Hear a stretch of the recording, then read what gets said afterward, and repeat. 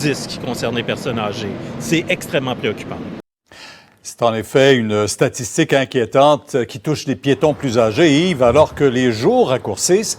La Ville de Montréal et le service de police lancent une offensive pour sensibiliser tout le monde.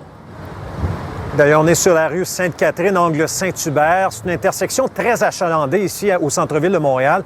Pourquoi? Parce que vous avez des étudiants de l'UQAM, vous avez des travailleurs actifs, vous avez des personnes âgées, retraitées qui se déplacent. Il faut avoir des yeux tout le tour de la tête.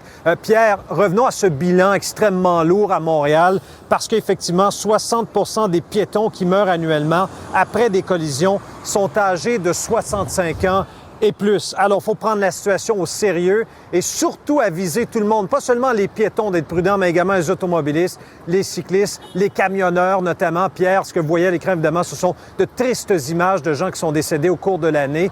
Vous voyez ce matin, à conférence de presse, il y avait la police qui était là, vous aviez la ville, mais France Castel, qui est une comédienne, qui s'associe donc à cette campagne pour passer le message. On les écoute. Que ce soit l'aménagement de la rue, le dégagement des 5 mètres aux intersections, la reprogrammation des feux, le meilleur éclairage, la présence de la police dans nos quartiers, il faut agir sur tous les fronts. Je suis une ABC, moi, une aînée bien conservée, et j'espère le demeurer longtemps, et je souhaite la même chose pour toutes mes semblables et mes semblables. Elle est toujours en forme, cette France. Maintenant, est-ce que le SPVM compte sévir contre les gens qui ont un comportement à risque? Bien, c'est la question que j'ai posée au commandant qui était sur place. Vous voyez les images qui ont été tournées au Square Victoria où on tenait la conférence de presse. Regardez, Pierre, les gens ont leurs écouteurs, leurs baladeurs, traversent l'intersection avec le cellulaire à la main. Est-ce prudent? Est-ce que le SPVM doit émettre justement ce type de contraventions qui est à peu près une quarantaine de dollars, ce type de comportement? Je vous fais entendre une réaction du commandant qui était sur place.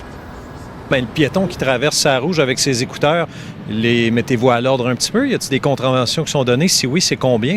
Oui, la répression fait partie de nos stratégies policières. Il faut que ça soit combiné avec la prévention et l'engineering. Le constat d'infraction seul, la stratégie n'est pas optimale. Alors, on ne le répétera jamais assez souvent, Pierre, soyez vigilants. Merci. Métro.